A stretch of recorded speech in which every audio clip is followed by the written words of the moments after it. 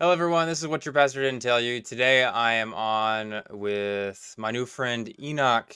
He has come to me with some new information about this whole Ammon Hillman saga, and we're going to be talking about some of the conversations that he and Ammon had together that exposed some really weird and odd things, but the people need to know about. So let's talk about those. Enoch, what brings you here today? What do you think is just so important for people to know about? Are you just, trying to disprove his text by insulting him? What are you coming here for? I was a part of, I would really call it more of like a group of, honestly, I don't even know, like a group of scholarship, more like before it formed into a proper cult, if that makes any sense. And I started talking with him after I got in contact with him via Gnostic Informant. And one thing that kind of stuck out to me was, his personality. Now, I never had any issue with him, and I personally, I constantly question myself how I missed certain red flags. But even just looking at my first communications with him, in hindsight, there's some things that stick out like a sore thumb. Now, I also want to clarify, I actually really think that Amon has some interesting ideas, especially regarding the role of entheogens in the ancient world, especially within the role of religion. But all his theories, and again, I'm not saying whether they are or not, but all his theories could be true, and it doesn't make what he's doing okay. Just to give people an example, what are the big things that you want people to know after watching this? Well, for one, is that he is in charge of a cult. Now, the thing is, our society tends to view cults as, inherently bad. They're not. The issue with his group isn't so much anything that they do, but the level of control and authority that he's exerted over people who look to him for spiritual advisement. And while he doesn't have a physical location where he's doing things with his group, and even if he did, I don't think that inherently would be the issue. What the issue is what he's teaching people about the way that one achieves gnosis, that one communes with the gods, that they're able to achieve aeonic life. Basically, he's telling people that if they want to improve themselves as people in the way that people in antiquity did, they need to follow the ways of, well, what he's teaching. And he explains that it's not his thing. He's just translating, but a lot of his translations, as people have suggested, are potentially faulty. Again, whether he's translating correctly or not, the issue is that he's teaching that these ways are a potential to achieving better states of existence. Hmm. All right, Enoch, thank you. Can you go ahead and give us just a gist of what you're saying here in the first message here and your general thoughts on why this is important? Yeah, so this initial message, I sent it to him after first discovering him on Gnostic Informants, one of his live streams. I thought that Amon was absolutely brilliant, and he was actually talking about a lot of things that were similar to some stuff I'd been researching basically during when COVID was in full swing. There were a lot of cult movements that were gaining traction, and because I had way too much time on my hands, I ended up researching one because I wanted to understand where they were getting their narratives from.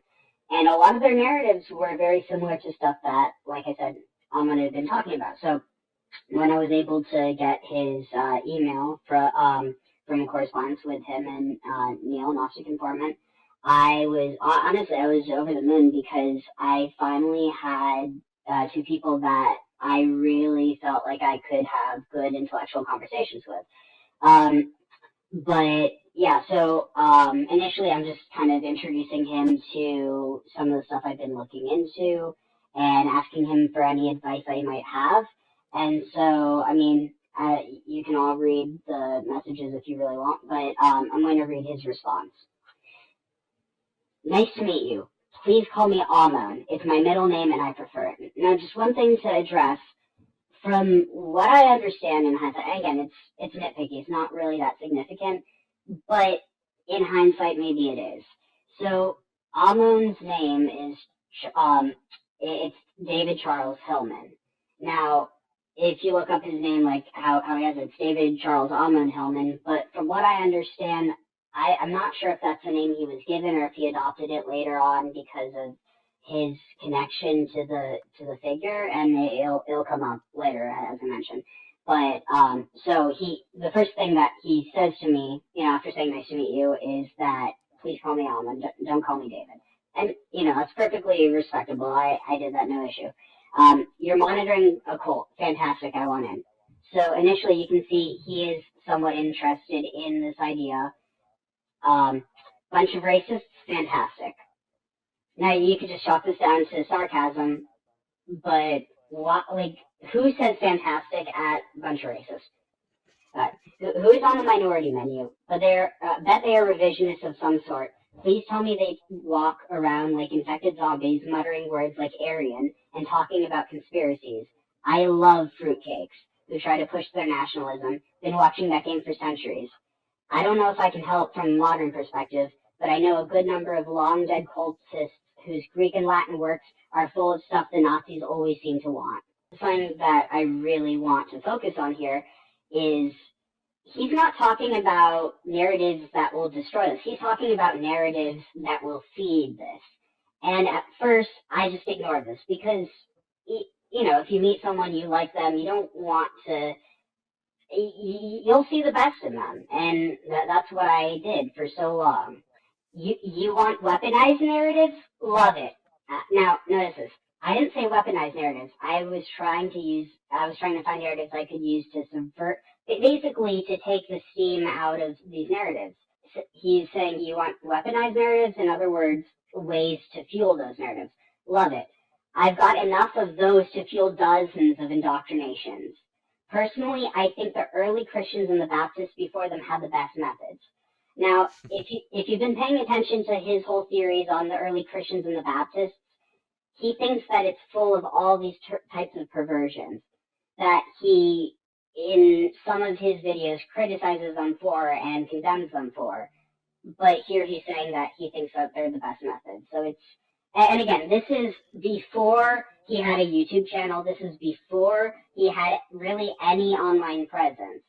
So this was before he started to kind of cut himself off from people who wanted to get in contact with him. Because I got his email basically within a day of meeting him. But yeah, so we should Zoom sometime. We can figure out if any of my info would be helpful. Ammon. So then I respond to this, basically thanking him and just kind of explaining a bit more about,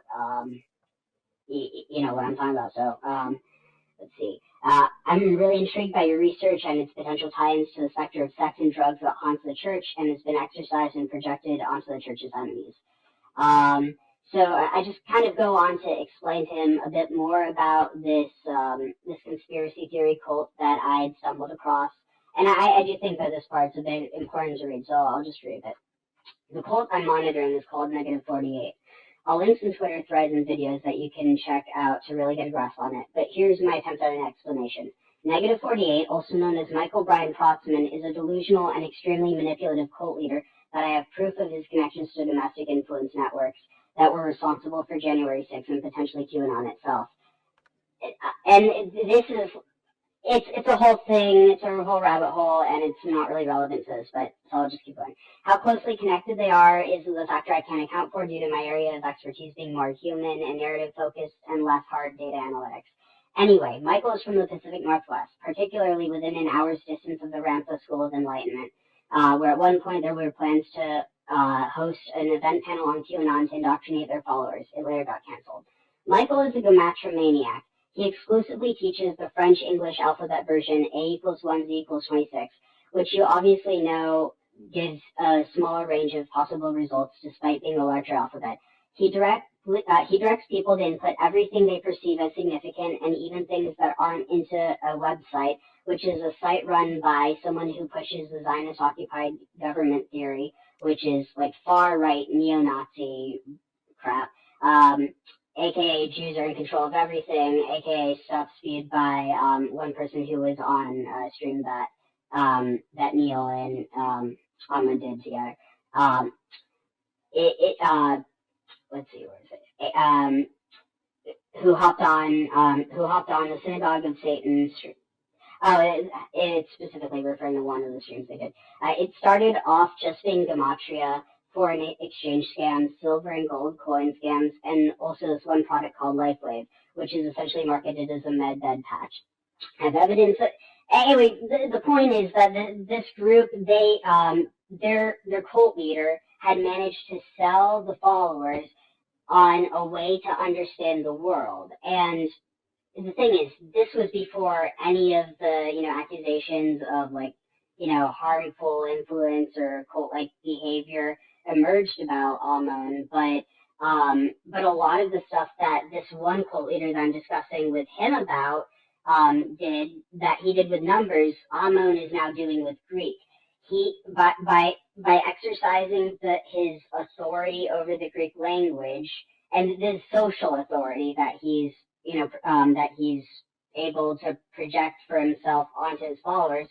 By using that, he can convince people that something means something that it doesn't mean, or that this one thing means something different just because he says it does, because he can connect it using a thin string.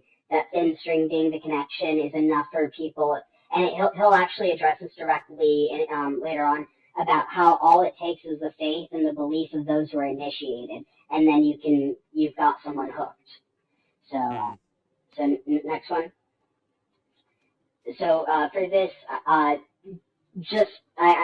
we'll play a bit and discuss it, because this goes into basically the context of which I was talking to him about this, and further some of the techniques that I think he actually used, whether it was picking up from this or whether it was just a coincidence, I really don't know. On that Tuesday morning in Dallas's Dealey Plaza, this is a sample of what we heard. And I know a lot of why I'm here was ordained by the Lord. What we saw. I should think that the police would come and block off the street or something too, Save your president! I'm here to support God-fearing patriots in the movement. A movement that on that morning. You need music or something. What are you expecting? What am I expecting? Well, we'll let them tell you. There was an event that was said to possibly happen here today. Word on the street is that JFK Jr., will show up and introduce his parents. 12:29, the same time of day, the JFK Sr. was shot here in this spot. Probably the majority of us know that JFK Jr. is alive.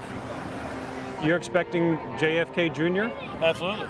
Okay, how's that going to happen? He never died. Are we going to see him today? JFK Jr.? Yeah, that's what everyone's telling me. We're hoping. You hope and pray. And then after that? He'll probably be the vice president with Trump. I hope I'm right. I believe I'm right. And I believe today One thing I want to point out there. Well, it wasn't biblical. This is common with a lot of cults or with religious groups. One thing I do want to also clarify. Not all cults are harmful religious movements, but many are. And the way that our society refers to harmful religious movements typically is by just calling them cults. But one thing that is typical with them is that people, like contemporary politics, is made into something that's larger than life. It's injected into religion. And so with this particular group, they actually believed that, that John F. Kennedy Sr. was the second coming of Christ, that John F. Kennedy Jr. was the Archangel Michael, and that Donald J. Trump was the physical incarnation of the Holy Spirit. Now, yeah, it sounds delusional, but the thing is, like you'll see him say, faith and belief for the initiated is all that you need in order to have something be true. And with this particular group, they treat Trump as if he's holier than thou. They say that he's connected to this Jesus bloodline. But the thing is, as has come up within his own cultic narrative, Ammon has actually suggested that Trump is this Talos figure, that he's a cyclops, that he's going to usher in the apocalypse. And so it's one of these things where, like, yeah, I mean, there's plenty of people who don't like Trump, and plenty of people who say, yeah, he's going to usher in the apocalypse, but they don't mean it in this literal way that, you know, people, like, there's a difference between saying someone's going to bring about destruction and someone's going to bring about a prophecy. And in this case, he is implying that it is prophetic. Gotcha. In 1999 did not show up. Biblical. That's fascinating. Fascinating to a professor who studies this stuff. But Donald Trump always holds his cards to the last minute. This is really common in apocalyptic religions, that the end never quite happens, but it's always around the corner. We are Q. Dr. Michael Phillips is an author and a professor of American history at Collin College. 1229. What would be the mirror of 1229? And in this peaceful gathering where JFK Jr. did not make an appearance, he sees more than just political theater. He sees potential trouble. It's a merger of far right-wing politics with apocalyptic religious beliefs. Strong religious component. Dr. Kimmy King is an attorney and professor of political science at UNT Denton. Some people will call it cult. Some people will call it a family. What matters is that there's a belief structure there that you share in common. It's when that belief structure gets challenged that it becomes problematic. The Southern Poverty Law Center considers QAnon a sprawling spiderweb of right-wing internet conspiracy theories with anti-Semitic and anti-LGBTQ elements that falsely claim the world is run by a secret cabal of pedophiles who worship Satan and are plotting against President. Alright, so this is the reason why I saw a congruence with what Ammon was talking about. And I was wondering, okay, is there a kernel of truth to these beliefs that QAnon have, like, all the way back in antiquity? Maybe this is where all these ideas are coming from, and people are twisting them and weaponizing them in order to go after, you know, gay people and Jews and liberals today. That was my thought. And so I asked him, and he basically goes on to confirm everything that now, the question is how much of this is actually true. I was not as critical as I maybe should have been at that time, both of the way he was responding as well as what he was responding with. But let's continue a bit more and it'll become more clear. They're plotting against President Trump. In 2019, the FBI warned of conspiracy theory-driven domestic extremists as a growing threat, with QAnon on that FBI list. And QAnon converts were a visible part of the attack on the Capitol on January 6th, and among the hundreds arrested so far. I think the ability of the internet to mobilize people that believe in a violent apocalypse, that's disturbing. You start connecting dots and you're like, are you kidding me right now? The distance between QAnon and a mainstream political party is not as distant as I would hope. Oh, wow, it's coming in pretty clear. On that Tuesday morning, Well, that means something. where conspiracy theories were the order of the day, Elvis is still alive. The Elvis. The Elvis is still alive. You And work this is with- where I lose you. Are you pulling my leg? You Nope. believe all this stuff? You really do? Listen, first of all, I believe in God. I'm not some wacko person. I believe in this 100%. there was one real truth several of these people agreed to talk about. You got to understand that most of the world is going to think that's just crazy. That's why half my family won't talk to me anymore. They won't. And my girlfriend thinks I've lost my mind. That is actually a very common phenomena too. Entire online communities like this one on Reddit are dedicated to that. Families that This conspiracy is theories like another these thing have that torn I apart. think hasn't really been discussed enough, but it's also not as significant as it is in QAnon. But there are a lot of people well, I'm not going to say a lot, but there are some people who, because of their following of Ammon and basically, reading and listening to everything he's saying, it changes their personality enough that some of them have had like rifts with their families. And of course, like sometimes you could say, oh, well, maybe it's just because this person's from an evangelical family. And so, of course, if they, believe what Ammon's saying, but see, this is one of the things. If you can get someone to believe something that, okay, first of all, I guess it's difficult because whether it's true or not is besides the point in this case. The claim that Ammon makes that Jesus was pederast, of course, like it does matter whether it's true or not. But in the case of if he can get someone to believe that, regardless of whether that fact is true or not, then anyone in their life who loves Jesus there's going to be that rift that's thrown between them. It's actually fairly similar to the way that like basically this inversion technique. A lot of people in QAnon ended up losing contact or like breaking off contacts with their families because they themselves view Trump as some sort of superhero that's going to rid all the corruption from the world, while a lot of people, on the other hand, see Trump as being a symptom of that corruption. And without getting into the politics, the point is that if you can convince someone to believe that something that is essentially completely opposite of the way that their social environment does believe, you're able to basically get that much more influence over them, because it's not simply that they're listening to you, but by listening to you and spreading that, they're distancing themselves from others. And it's a far field from this to QAnon, but it's essentially two opposites of the same coin, two sides of the same coin, where in one hand it's about trying to call out pedophilia. In the other case, it's trying to expose pedophilia. But the problem is that in either case, it's being used to draw people away from their families, and in order to bond them to each other, like the people who share these experiences of being outcast or of feeling like they found the truth and needing to spread it, and then that act of spreading it then causing them to become that much more alienated.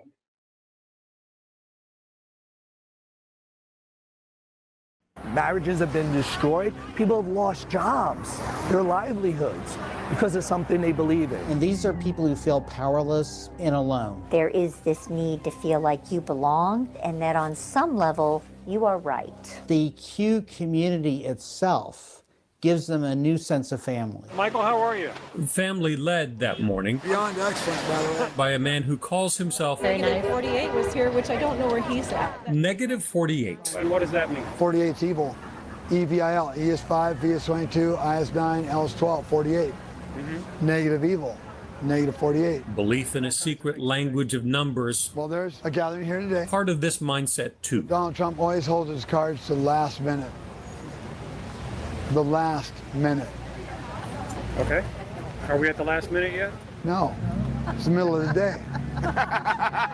Which reminded Dr. Phillips of this ad in a Dallas newspaper that morning in 1963 that listed grievances against JFK and his photos as mugshots. He hadn't gotten to Dallas yet. He was looking at the Dallas newspaper with that ad. He said, we're going into nut country. When a city gets a reputation like that, it becomes a magnet. It was so nice to meet you. Thank you. Do you have my card? A magnet whose center that morning was Dealey Plaza. You can save this footage and review it later, and you'll be going, wow, she was right about everything. I don't know what's wrong with those people. That's what they're going to say. And you know what I say to them? What's wrong with you? What a great place to meet someone like-minded. Like-mindedness you can pass off as unusual. Well, you realize you're dealing with famous people here, so they usually run late. Or like the experts. I'm here to see and listen and obey. Watch with a very real measure of concern. And spread love. Truth is boring. Fiction is way more interesting sometimes. In Dallas. God bless America. Why would anybody make all this up? I'm Kevin Reese. Sweet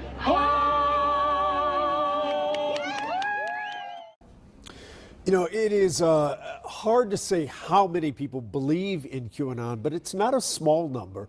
Before Facebook blocked QAnon content, some groups had hundreds of thousands of members. And right after the insurrection on January 6th, Twitter removed more than 70,000 I really just accounts want to affiliated emphasize with QAnon. how different but how similar these two movements are. Particularly how they're organized along the poles of their views of pederasty. One viewing it, and again, I want to state this clearly: pederasty is disgusting. All forms of it. Like, the thing is, children can't consent.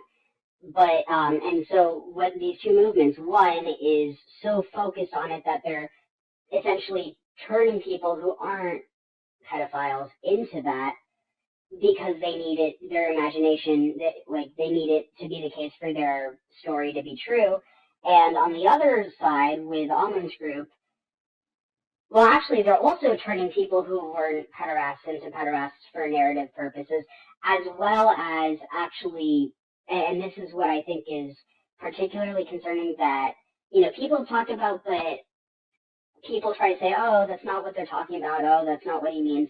But that in Ammon's case, he actually does think that, well, I'm not going to jump ahead of myself, so we can get on to the next slide. All right, so a lot of this is just kind of explaining what that one quote was, but I do want to just focus on a few things here. So the cult's primary ideology is holy bloodline versus serpent seed. So that's one of the things I was asking him for advice on, because they were basically using this as a way of painting certain war heroes who are really war criminals,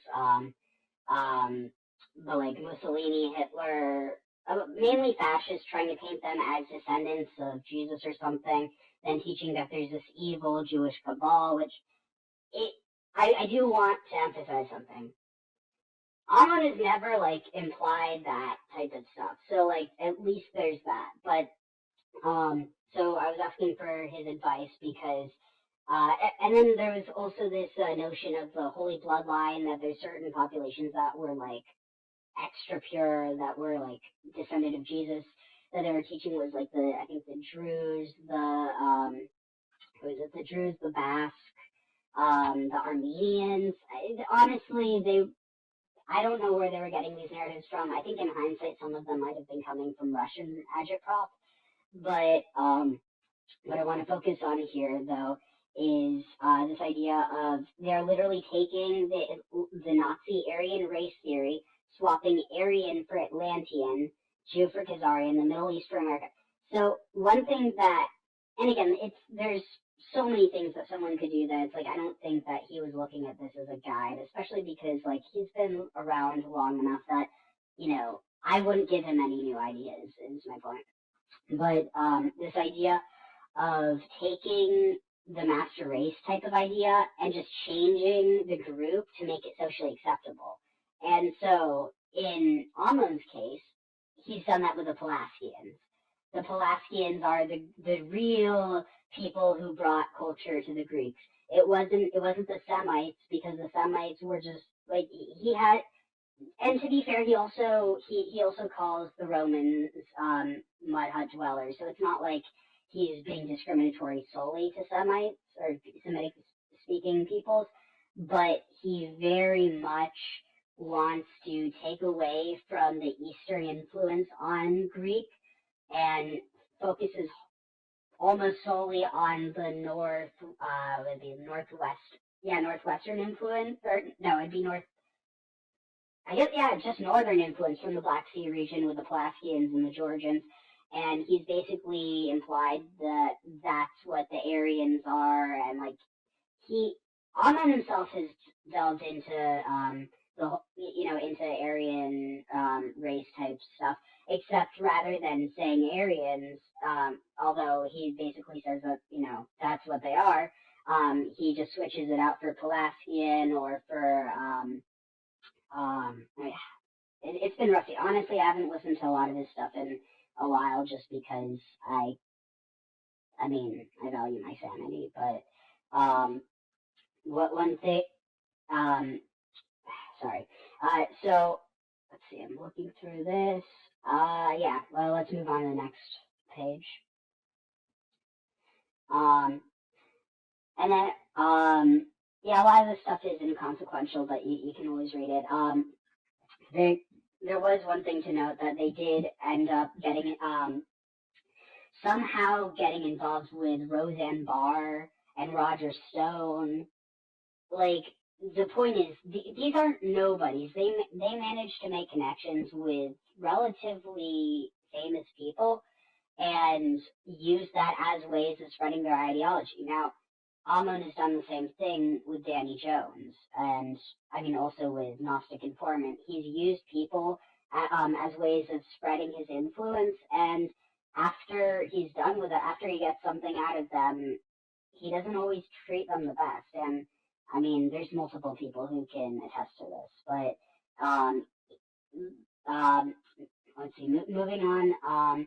There also, one thing to mention before is that this other cult, to draw the parallels, there's certain things that they would get their followers to do that were honestly kind of embarrassing. The type of thing that shows that someone was really invested because they're just so part of the group that it didn't even faze them, and that you've got some elements of that with Ammon as well, but I don't really think it's as important to focus on. So I'm going to read his response to, basically informing him about this cult. Okay, I've been mulling over your email, trying to figure out how I could be of any help in your inquiry into the sex and drugs connection to Christianity and any projections onto other groups by cults or conspiracy leaders. I followed your links. Your link leads on -49 and the movement of the folks in Dallas. I'd like to say off the start that I envy your position. I'm not sure if you are an anthropologist, psychologist, historian, lawyer, prognosticator, or legal investigator, but you may have to be a little of each to figure things out. I'll give you what I have to offer on such interesting work. Let me know if anything is useful. Holy bloodline versus serpent seed theology. There are multiple ancient sources in Greek and Latin that can be used to bolster both of these conspiracy-promoting expressions. Now notice this. I asked him for help in figuring out how to deflate these ideas. He's looking for ways to bolster them. And that's something that he has certainly done in the months and years since these correspondences. Like, to a point that it actually is disturbing. Because, and one person could say, oh, well, maybe he's not intending to do it. The fact that he's expressly saying he has ways of bolstering them means be unintentional, I'm sorry. There's no way that you say this on one hand and are ignorant to it when you're doing it on the other. To continue what he said, give me 30 minutes at a convention of true believers and I can show them Greek that will prove both theories, especially QAnon. I really enjoy the discomfort of rational academics who don't have enough of a grasp on the texts and the fingerprints left in the classical languages to enable them to distinguish between authentic context and conspiratorial fabrications. This, this is just my commentary, but something about that just comes across as really, really twisted. But I'm going to move on. It's all about the underlying and this is what I was referencing before. It's all about the underlying logic of the cult belief and an ability to use authority recognized by those who are initiated or profess faith. He's literally laying out almost a step-by-step plan of how he himself later ended up forming, this cult. And again, I want to specify, I don't think all cults are bad. I think what's concerning is that he's teaching his cult, and you could argue, okay, it's beyond his cult. Like, he's teaching anyone who will listen, anyone who watches videos, that, the true mystery involves pederasty. And something that'll come up later, I bring up the issue. I noticed even from the beginning there was some issues with what he was saying, with that, like, if that's true about, these religions, well, then there's all these ethical issues, but we'll get to that in a moment. So he continues, when followers come to reasonable conclusions on their own, the machine comes alive. As we have seen with the insurrection and the rise of anti-Semitic, anti-homosexual, white nationalism among Nazi-embracing authoritarian romantics, looking for justification to expel, oppress, and destroy their enemies. How can I help? I can point you to the patterns that show up in the thoughts and actions of the conspirators. From these patterns, we should be able to both predict the future of the conspiracies as well as any antidotes that have been used to neutralize them. Now notice this, he doesn't say as well as any antidotes that can be used to neutralize them. He's saying that have been used to neutralize them. So like, it doesn't, and again, I might be nitpicking this a bit much, but it doesn't actually seem like he's trying to find ways to neutralize them so much as find ways that they have been neutralized. But the fact that genocide, that's in the next one, so please move on to the next.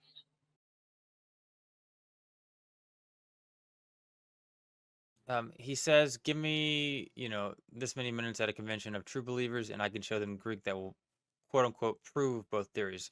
So is he saying that he can prove that they're right, or is he saying that he knows what to do to convince any the two theories are holy bloodline, which is this idea that there's a holy bloodline of Christ that's like been passed down through history, basically Da Vinci Code type stuff. And basically kind of the implication is that like you're going out of the next coming of Christ from someone in that lineage, and so it's super important to protect it. And then the serpent seed theology is this idea that Jews are the spawn of Satan and are, essentially reptilians, and that, but more than that, that they're trying to kill off this holy bloodline. Like, basically, it's like Star Wars, but with a Bible. And so he's saying, give me 30 minutes at a convention of true believers, and I can show them Greek that will prove both the holy bloodline theory. And I was telling him about, like, they believe that, that these different fascists are part of the holy bloodline of Christ, and then they believe that Jews are the spawn of Satan. He's saying, give me 30 minutes with believers, and I can prove both of those theories to them. So yeah, he's basically talking about converting conspiracy theorists' biases.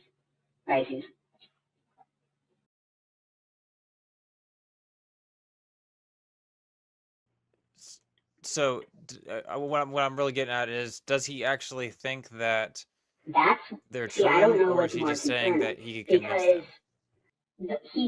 There were enough times that he brought up things that kind of made me question, well, why would someone say that in the first place? But on the other hand, does it actually matter whether or not he believes that if he's willing to try and convince, trying to manipulate people?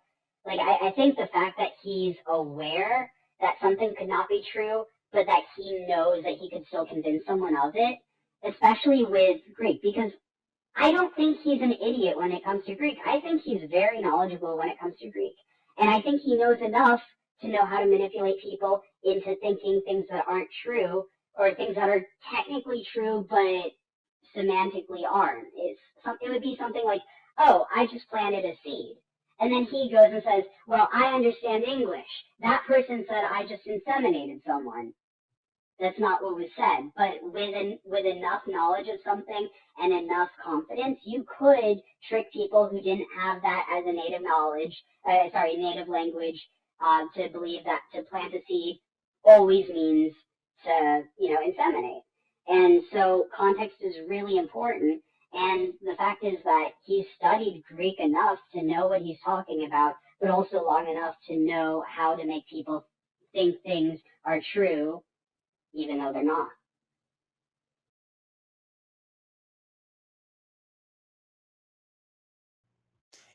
I guess maybe put another way is, it's concerning that he is even considering convincing someone of something that's clearly wrong, or maybe not clearly wrong, but maybe even dangerous or immoral.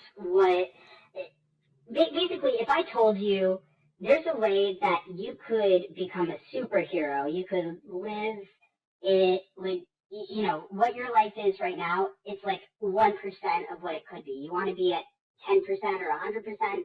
all you have to do is this one thing.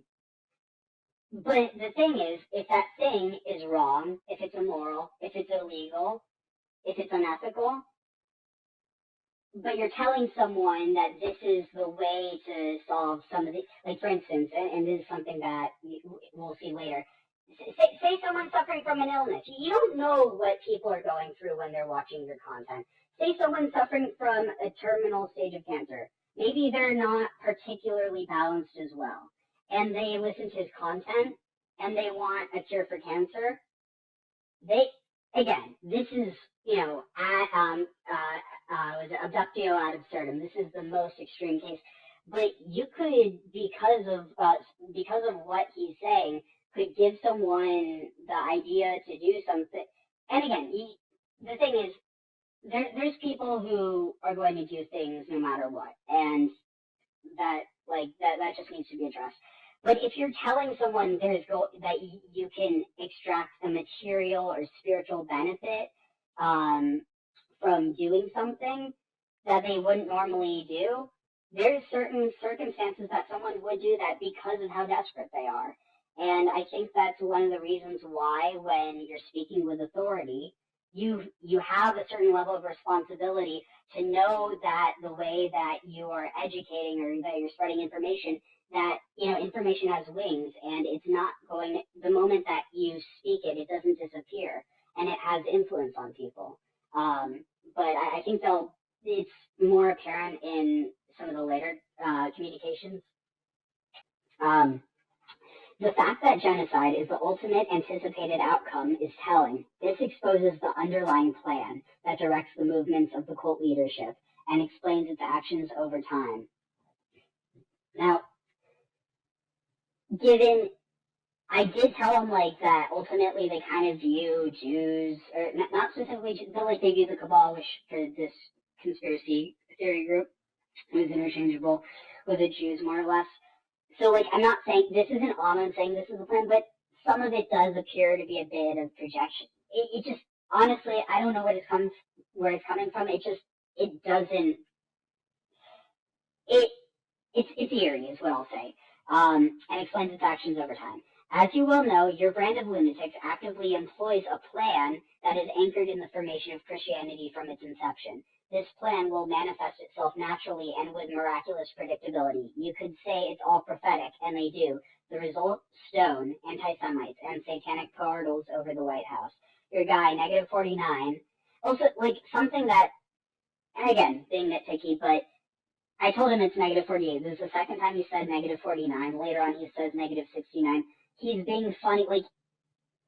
He's simultaneously not being serious at all, but there's a certain level of just grimness that's for someone to joke. I don't know what's more disturbing, for someone to be serious about this or to be joking about it. But your guy, -49, is using a predictable algorithm that has been operating for longer than 2,000 years. So we should be able to accurately predict his moves before he makes them, and to devise a means of countering them. The plan is Armageddon. So now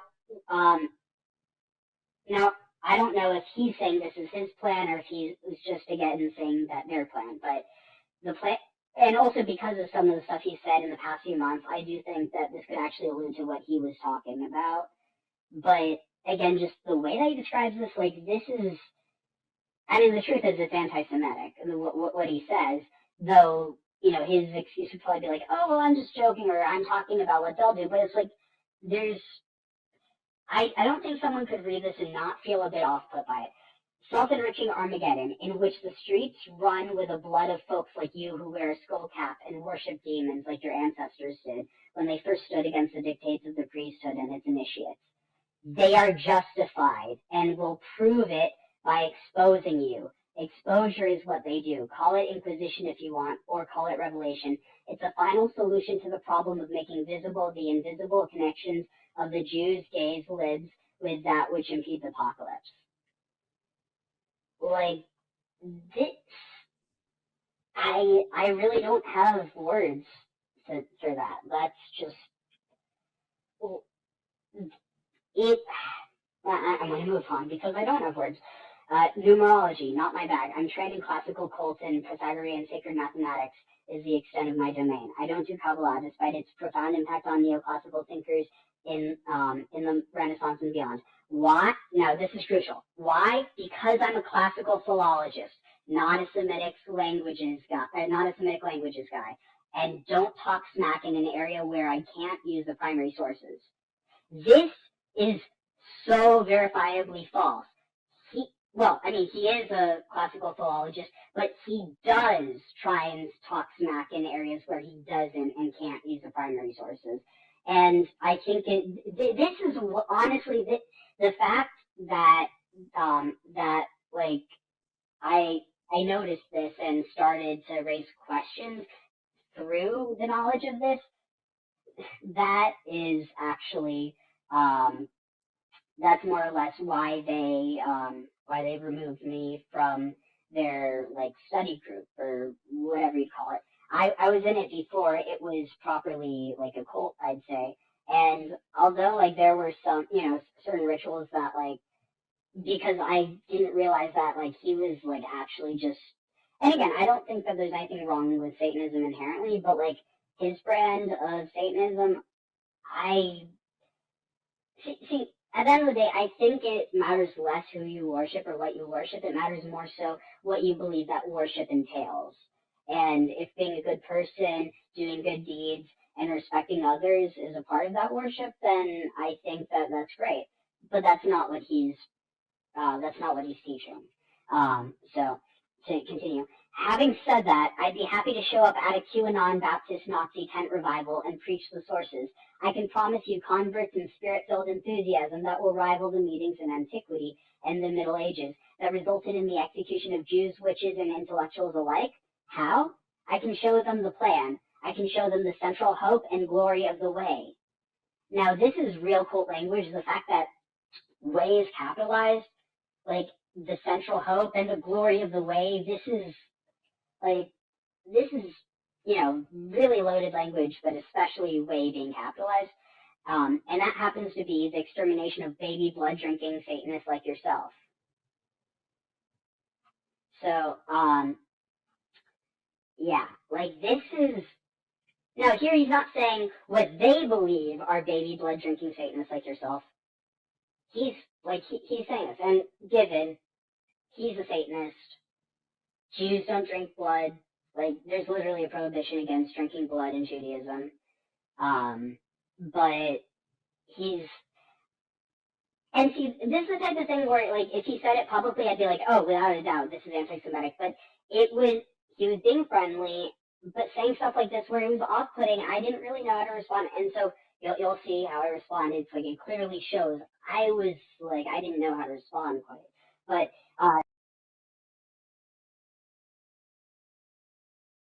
Before you keep going, so you keep saying the word anti-Semitic, so some people might not be familiar with that. So what specifically could you just, I know it's obvious to you, but for people not familiar with it, can you just explain clearly what he is saying that I guess is what morally bad, or just are you saying another way of that's racist against Jews, or I think what is Ammon saying here that's really worrying you? He's basically expressing that he'd be willing to collaborate or to work with people. So there's multiple levels to this. I think the first is that he's talking to someone who he knows is ethnically Jewish, and he's making all of these loaded comments about Jews drinking baby blood and worshiping demons. And, again, at first I didn't think he was really serious, but again, I just want to raise a question. Who says something like this? But beyond that, in multiple places, he's talked about, give me 30 minutes. Let me talk to them.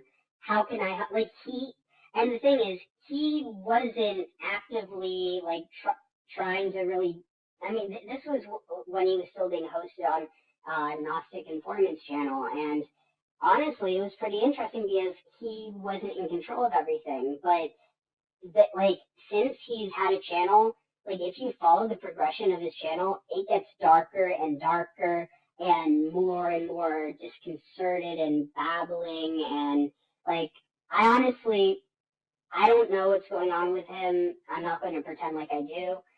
But even in these emails all the way back in 2022, before Lady Babylon even existed, you can definitely see some things that indicate he was willing to build up a following. He was willing to talk to people, but like not just to educate them, but like actually this idea of indoctrination.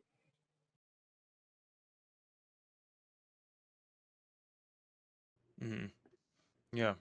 Um, there was one picture that maybe we can briefly mention here, which is so it's just an email sent to a number of people, but basically he says, blows my link to my live stream this Friday evening. Turns out YouTube is the new temple. It will be a live chat, mass satanic initiation. We will look at drugs and Lady Babylon. So basically, like, even before the whole YouTube scene, he's got this group, as you were saying, back in 2022, that has some odd things going on Yeah, there. so I never Did you have actually any thoughts to got add that on this email, so specific I thing? can't speak that much to it, but I do just want to point out a few things.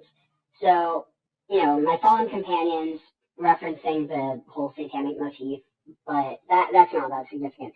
Below is a link to my live stream this Friday evening. And it's also worth noting he started his streams on Friday because the whole thing like, oh, it's going to be our, witches Sabbath or, our Black Sabbath or whatever. Turns out YouTube is the new temple, basically referring to the fact that he wanted to use YouTube for initiation, for ritual. It'll be a live chat. Mass satanic initiation. We'll look at drugs and Lady Babylon with a never before translated Greek cold text.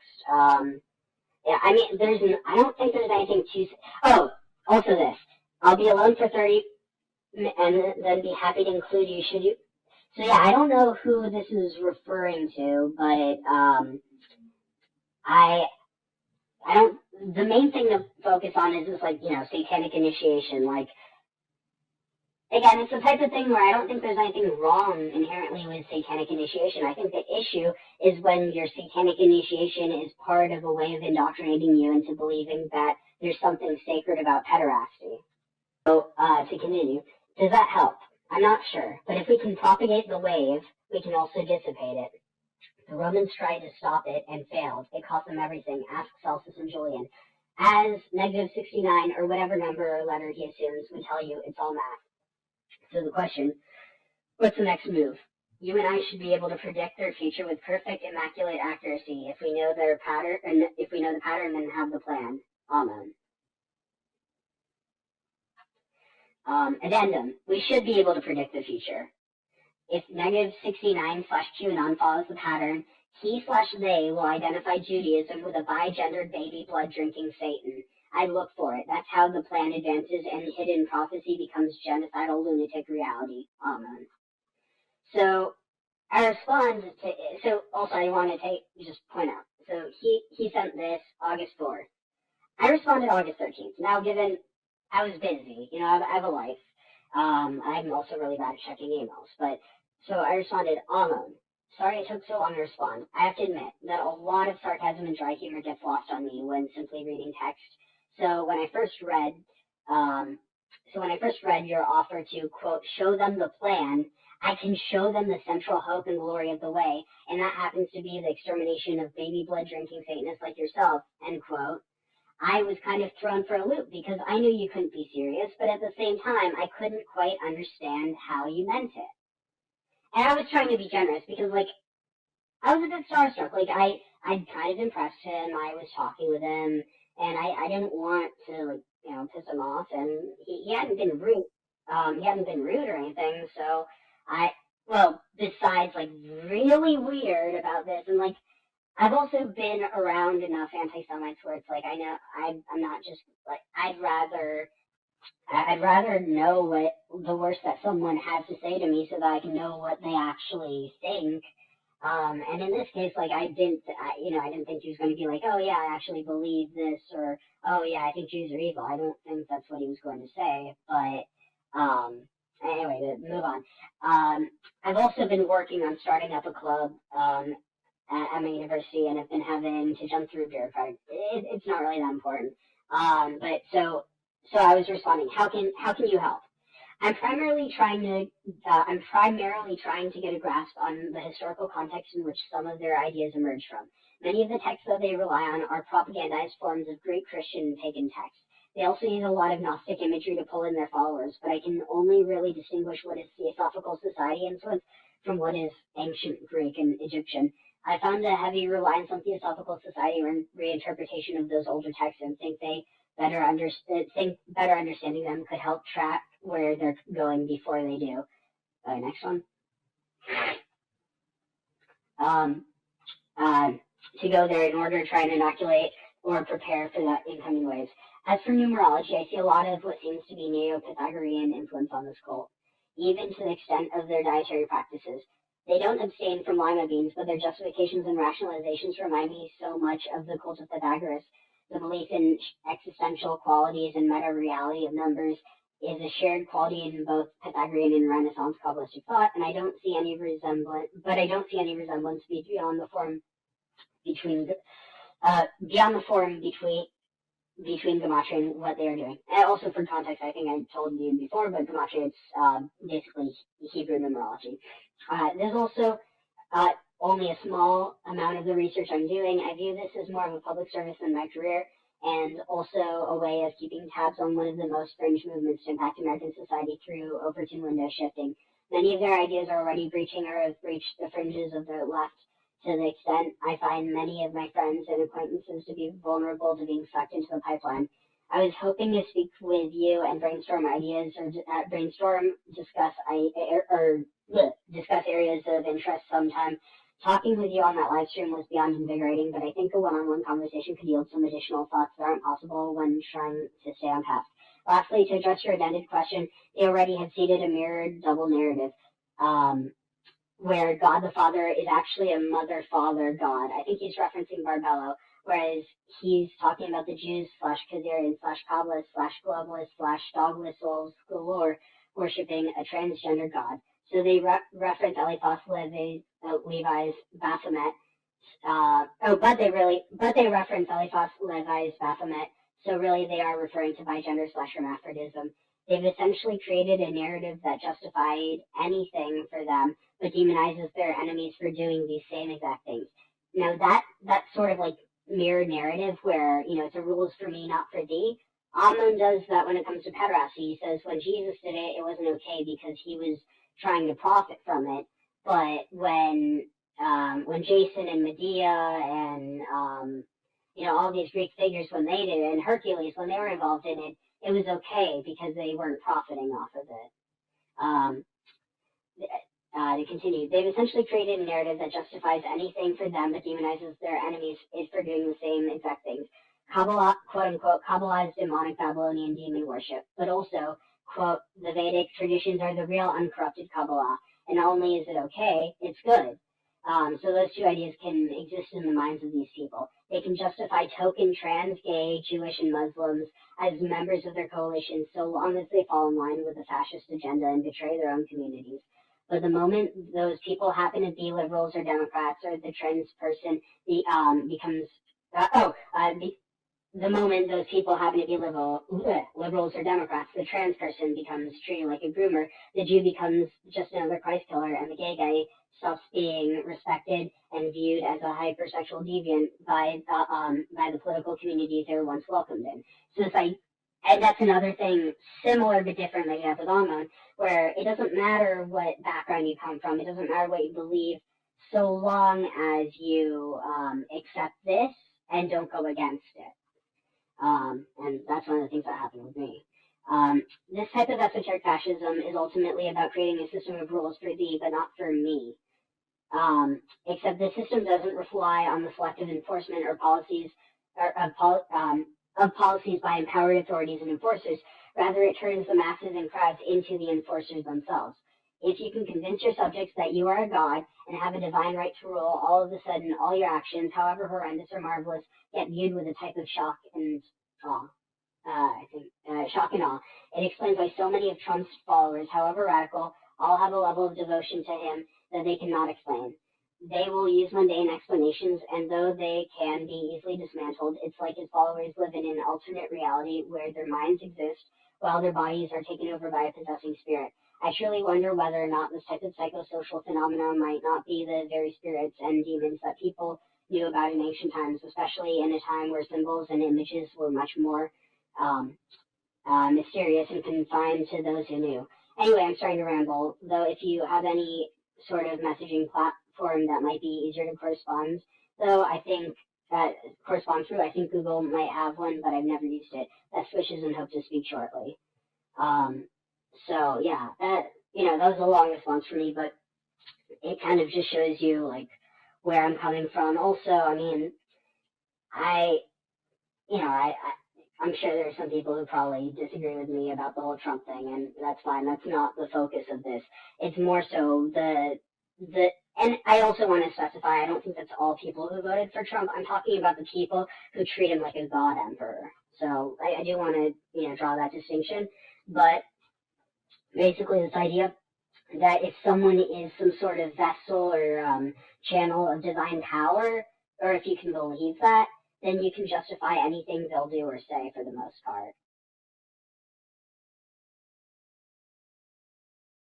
Yeah, it's really fascinating how you're reading these things and you're actually saying them to Ammon, and then, a couple of years later, it's like, oh shoot. Yeah, and so when I saw literally that, I actually forgot this correspondence even existed. I ended up discovering it one day when I was looking through my emails, and I was like, I got a pit in my stomach, because this was after Ammon had already started, his whole, and I also want to specify, like, I'm not talking about Lady Babylon as this channel. I'm talking more so about, like, his kind of inner group, like the community that exists beyond just the people who watch the streams.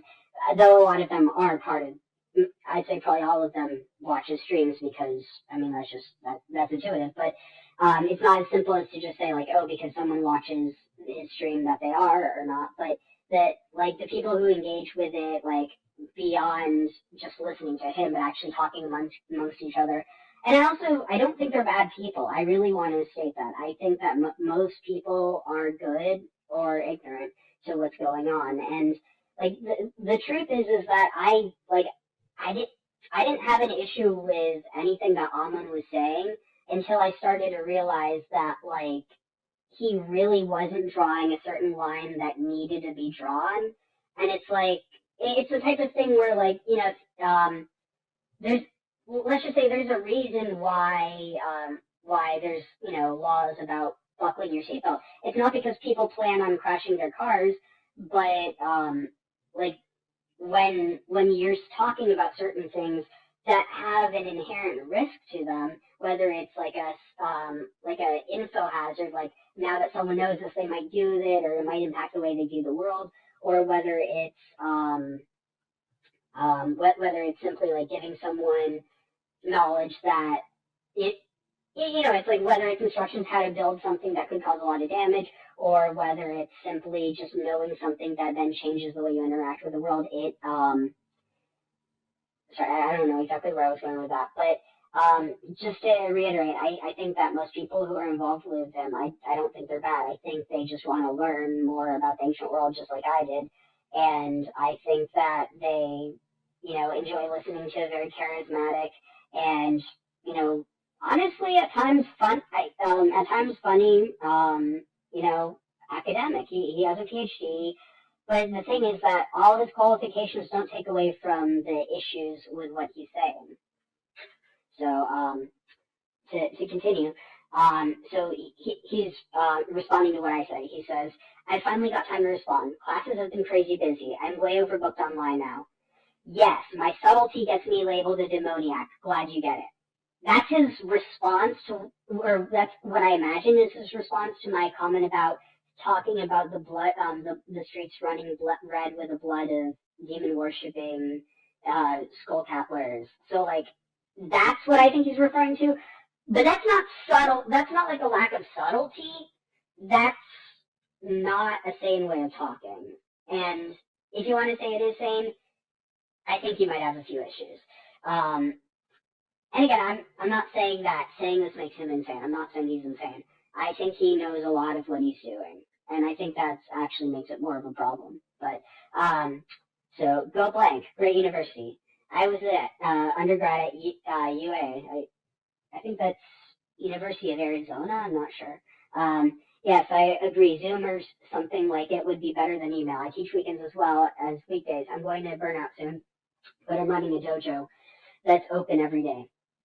So his dojo, that was where he was teaching Greek before he stopped doing that, when he just switched it to only be Lady Babylon. But so we were being swarmed by Gnostic theosophists with violent racist objectives. Fantastic. Again, thinking, I'm not going to say thinking that, but saying that it's fantastic, abjectly weird. And it's one of those things where I think if someone tells you the same thing enough, at a certain time, maybe you should start believing them. Like, if you constantly talk to someone like this, maybe it's actually indicative of something. Maybe you're not just an edgelord, but I'm not going to say that, he actually thinks it's fantastic. I'm just going to infer that there's something really weird about this. So, fantastic, right up my alley. I've seen these guys at more than one Aryan dance. What does that mean? Like, I just want to pause on that. What is an Aryan dance? And what does it mean that he's seen them at more than one?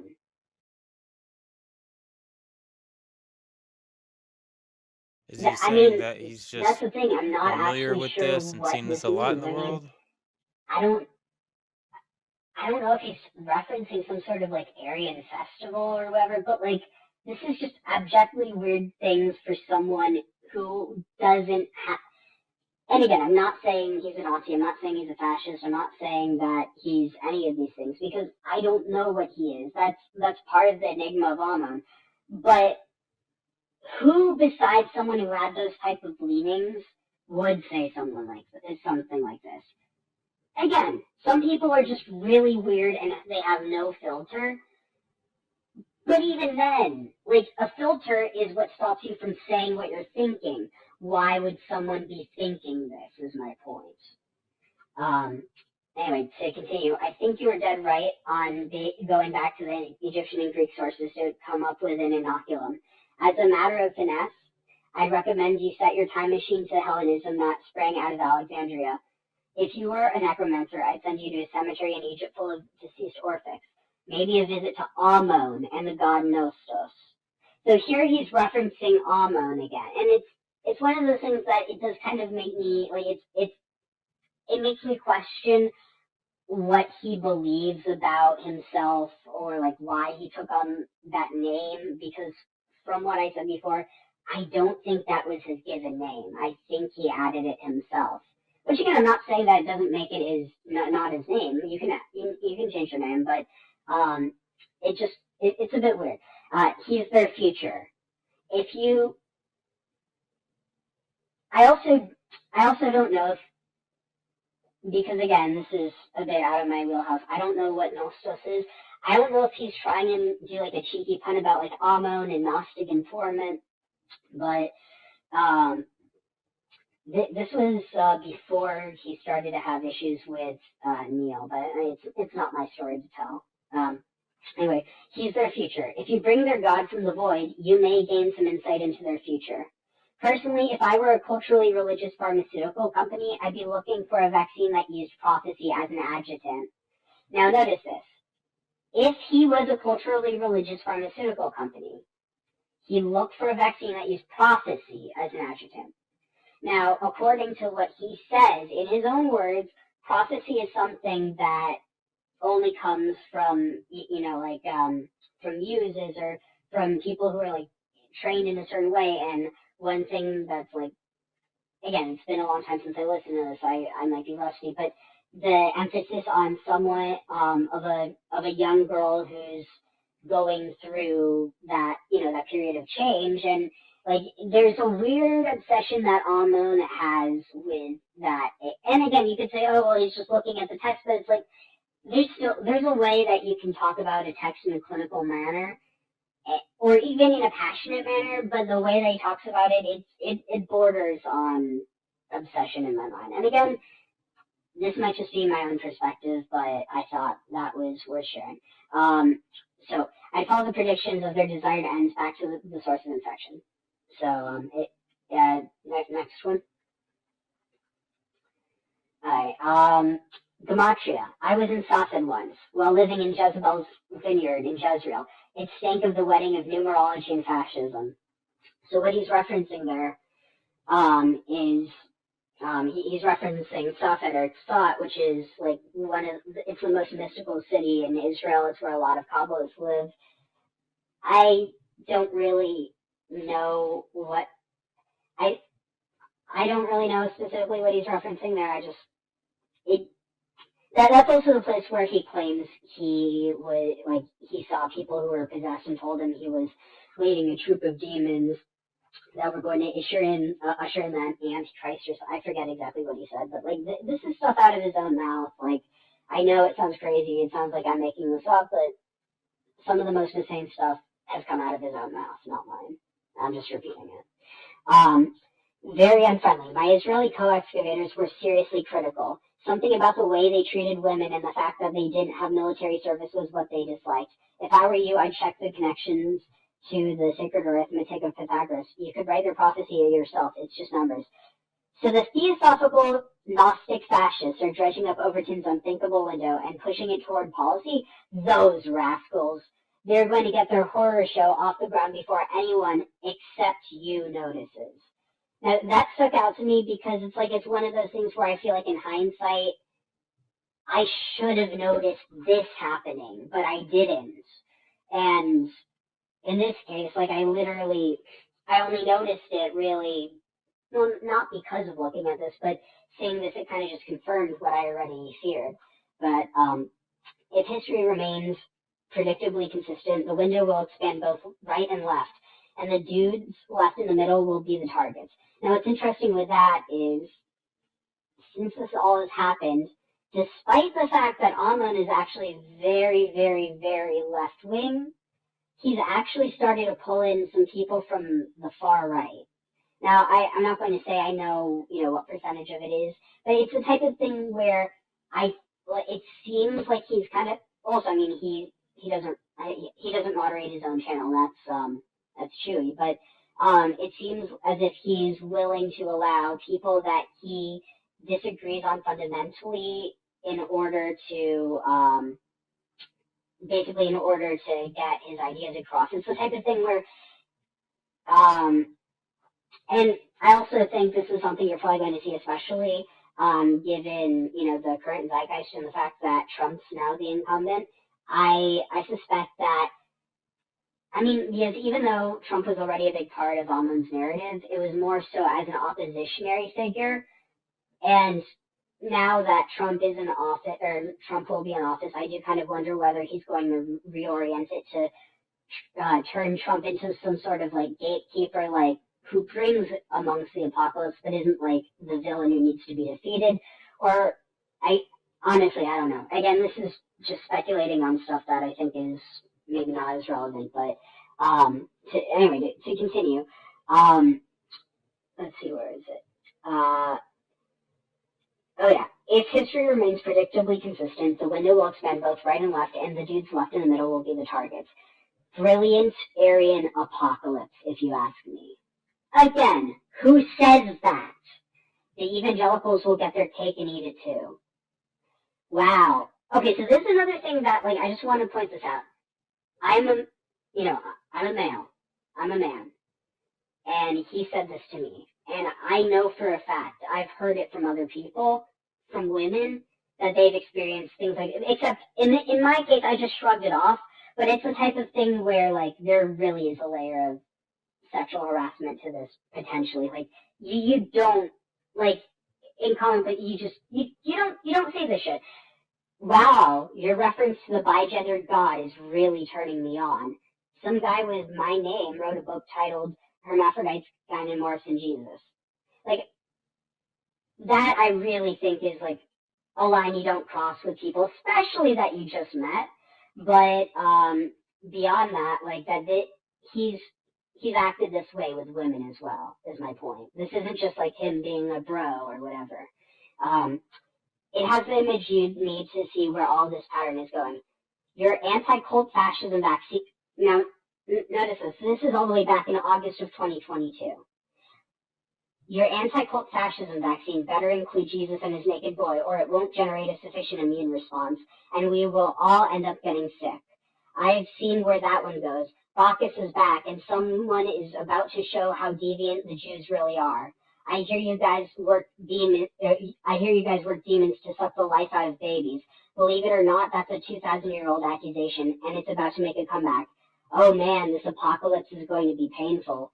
Esoteric fascism indeed, well stated. We should zoom. Gotta run to teach Homer. Best, Ammon.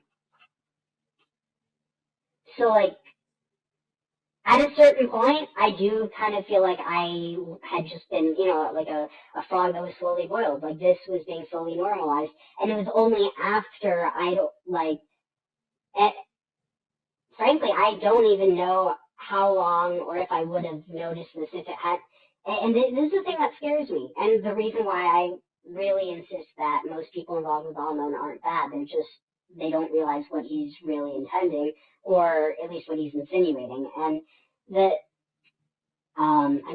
fact is, no one wants to believe that someone's actually implying this stuff, but if someone consistently tells you the same thing, and this is before, honestly, I get a bit flustered talking about this because the whole thing's insane, to be completely honest, and it's only really looking back on this that you're able to see that. And the fact is that, that's what I was saying, that if I was able to miss this, I was able to miss this so easily just because I wasn't being critical, because I didn't think I needed to be. And I think maybe that's the lesson to be learned, is that you should always be critical. There's nothing wrong with being critical. It's more so, are you being, constructively critical, or are you just trying to tear people down? And I think it always just needs to be about strengthening people's arguments. And when you find flaws in people's arguments, they should be shutting you down or ignoring that flaw. They should be trying to address that.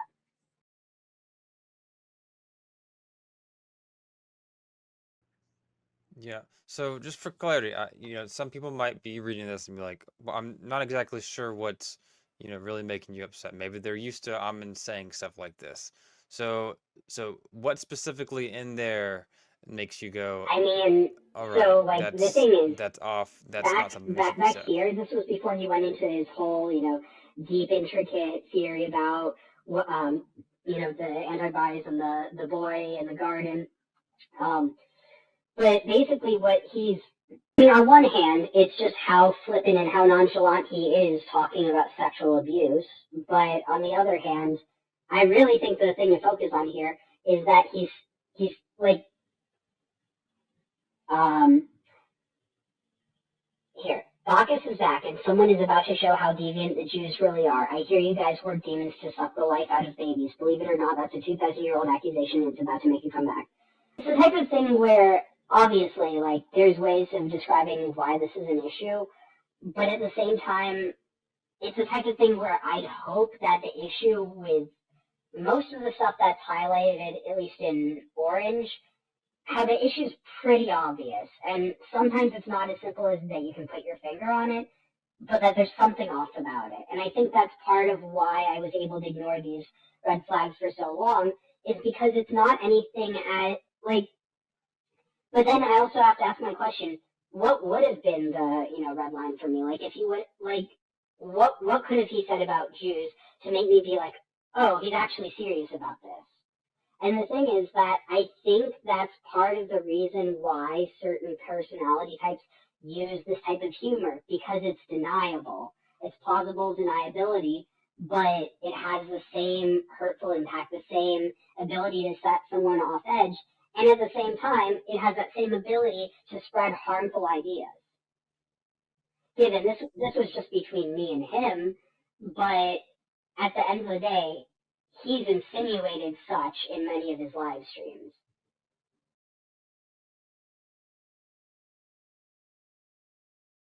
So maybe if I can be more specific. So He says someone is about to show how deviant the Jews really are. So I guess he's implying what, that the Jews are what, bad people or doing really bad things. And then he says, I hear you guys work demons to suck the life out of babies.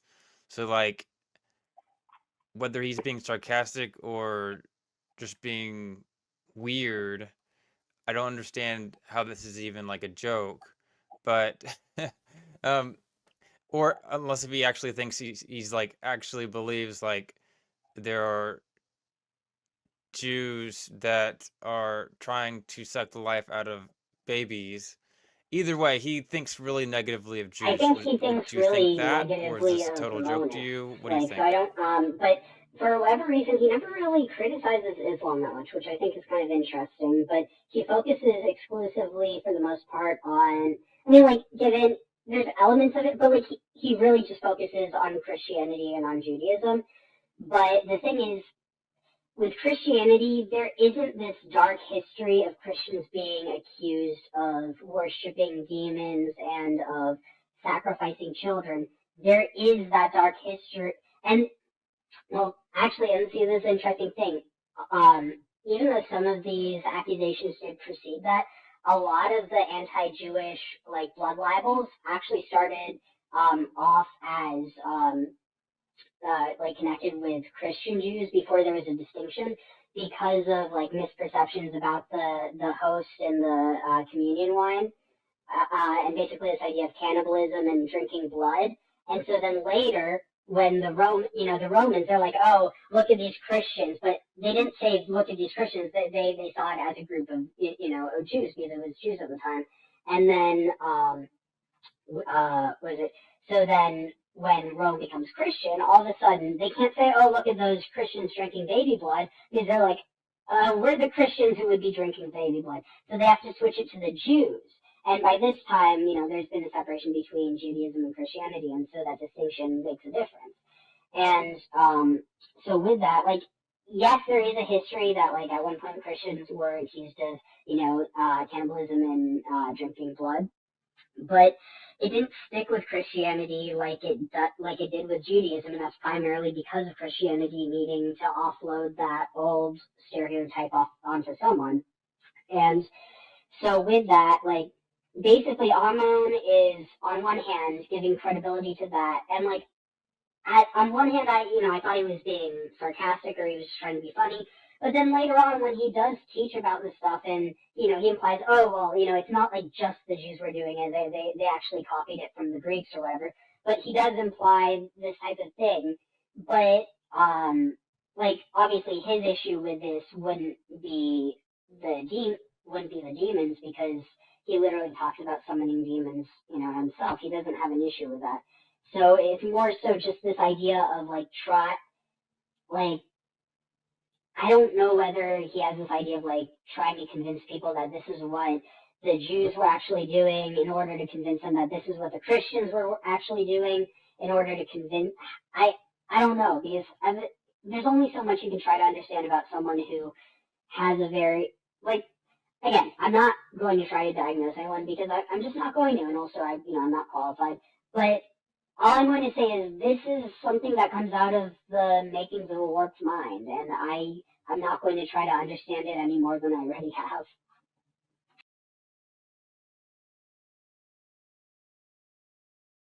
Okay, I think that's worth keep going on. All right, so did So I you want to say respond anything to, about your I'm response? going to take the time to properly analyze and respond to your previous email, but I wanted to let you know about two of my university courses. One in particular I wanted to bring up was the professor who teaches the course is aware of and discussed Judaism and its dangerous impacts and its implications, as well as that threat of the natural ebb and flow when people and their traditions are separated.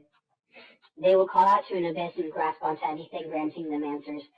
Now, that's also like another thing I want to point out. That, there's something I said, but when people are separated from their, from their traditions, they'll call out to an abyss and grasp onto anything that grants them answers, anything or anyone. So, like that, and I think that you could view that whether that's someone from their like ancestral traditions, or even just from the tradition that they were raised in. It kind of this idea that like when you're when you're trying to make sense of the world in a whole new way, you're that much more susceptible. But anyway, the second class is taught by amazingly educated professor on ancient world, and the class is from Israel and religion. I have to tell you, the class is dense with I think that's the aura of Kybele and the Cowlus? I don't know, of Aphrodite. Anyway, what's that, power? Anyway, our final assignment that runs throughout the semester is essentially creating a Roman cult devoted to. So, I mean, it's not that significant. I just thought I'd include it because it was part of that same email. So, next. All right. So now here's some of these are auxiliary to the other conversation. He just sent me this. So August 20. Oh, I guess this is in the wrong order. So I'll read the first one first.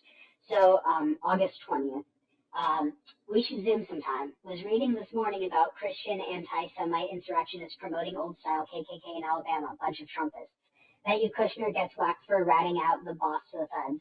It'll set off a chain reaction of anti-Semitism that will result in increased violence. Again, nothing inherently wrong with saying that, but it's weird. Why are you thinking about someone getting killed and about the fact that they're Jewish and that it's going to cause more violence? I can't fault someone for simply saying it, but it's it does raise a question. All comes back to murdering Jesus, which is the true American story, right? Those lunatics just need the right justification. Fascinating stuff, disturbing and ill-omened, but real. If you've got time next week for a Zoom, email me.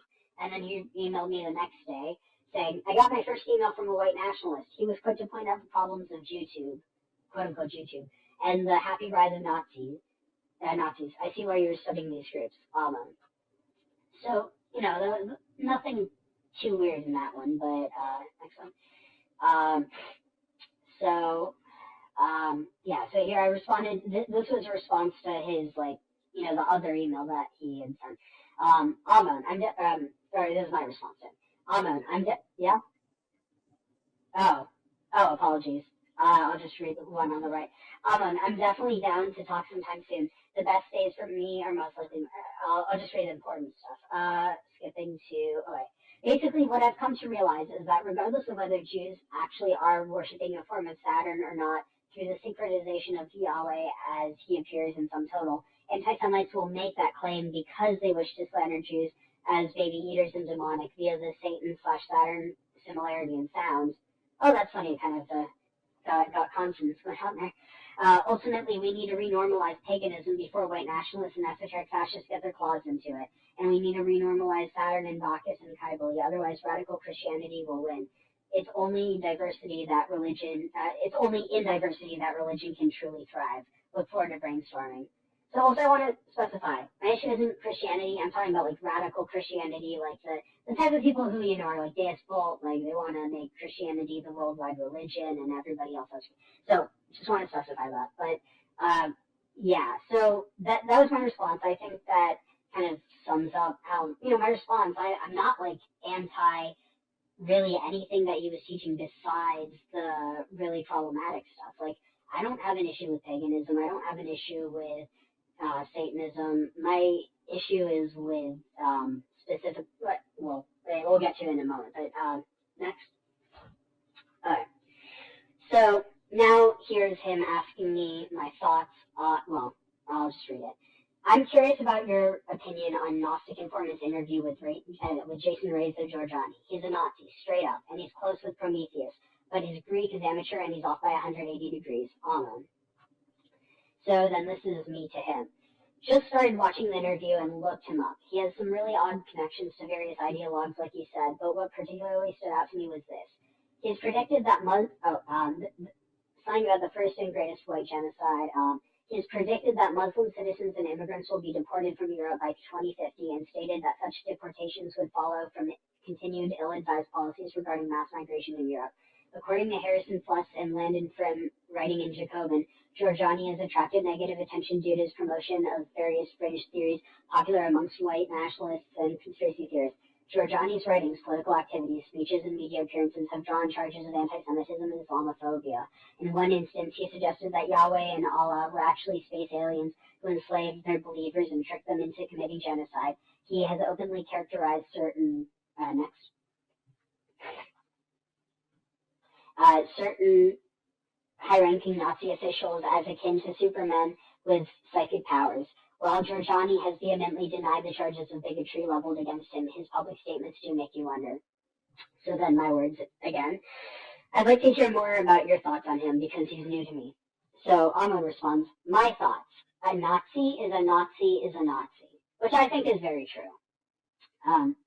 He predicts the return of concentration camps and is an admitted eugenicist. And I just want to point out, what is a eugenicist? It's someone who believes that they can, improve the state of humanity or, the human gene through, different techniques, both positive and negative, meaning like the use of things which restrict as certain people from having kids as well as others being like, trying to increase the quote unquote quality of other people's kids. It's messed up. There's a reason why we don't do it. And like some people could argue, there's a form that's benign, but the thing is that like it's going to go back. The point is, the reason I'm bringing this up is because Ammon's whole theory of what the Medusae were, like the Wannasae, the temple virgins, his whole thing, it is basically eugenicist. He teaches that they were like of a superior breed because of how they were raised on certain substances and, not eating certain things, eating other things. It's not on a strictly racial bias like most people are used to today, but it does go uncomfortably close to some elements of eugenicism, specifically this idea that this idea of like a Superman or a Superwoman or essentially a superhuman, and that could be created through a combination of different techniques. So he does some of the things he's critiquing people on, he's guilty of himself, given I don't think to the same extent, but it is worth noting. He likes to deny white nationalism, but his Aryan bent towards the establishment of the mystery is straight up Hitler. The Aryan bend towards the establishment of the mystery, that sounds really similar to stuff that Ammon has said. But again, it's the type of thing where it's not solid enough to be certain. And he predicts a return to good old-fashioned fascism. So there you go. But again, Ammon has too. He talks about that fascism is coming back. Like, it's the type of thing where he's saying one thing, but then he's saying this thing about this person, but he's literally doing the same thing. And you could say, well, he doesn't say that fascism is good, but he doesn't say that Giorgiani says fascism is good, even though I think he probably does think so. Anyway, his Promethean focus is most telling. Superman, anyone? No, notice this. Promethean focus is most telling. Now, we'll continue. He pretends to know Greek, but his classical philology is stunted at best. Good enough to appear authoritative, but like most Nazis, he misses the boat on the actual philology. Ammon's Semitic philology is stunted at best. Good enough to appear authoritative, not even really, but like most blanks, he misses the boat on the actual philology. But just to draw another parallel. So then he said, this is like another one of those, like, okay, maybe it's a joke, but again, it's just super weird to say.